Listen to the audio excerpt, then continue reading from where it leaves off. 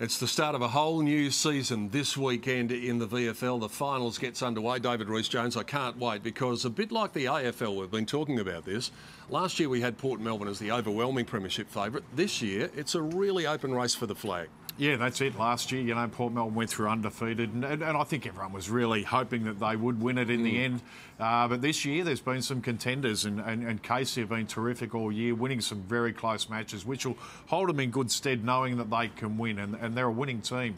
And, as well as Werribee, they've been up and down with their form, but if they can put things together, I mean, they've finished in the top four, they'll be hard to beat. And Geelong's the other one. They're the dark horse, I think, and if they've probably played as good a football as anyone has this year, so they need to put it together in September, though. I think the interesting thing with Geelong is, too, that their AFL team is going to keep on going beyond the first week, and that always is seen as a bit of an advantage because you've got more players to choose from, more in the system who aren't being put away for injuries and the like. Yeah, and that makes it, a lot better to have your full squad training and doing all that stuff together. But look, it's finals football, and it just comes down to, as you said, it's a different season now. Good players really rise to the top in finals, and I'm sure that'll happen again. Can you see anyone outside of the top four figuring? Williamstown, I guess, are the team most likely, but it is difficult to do it, knowing that you have to win 4 times to win the flag. Yeah, I think it is Williamstown.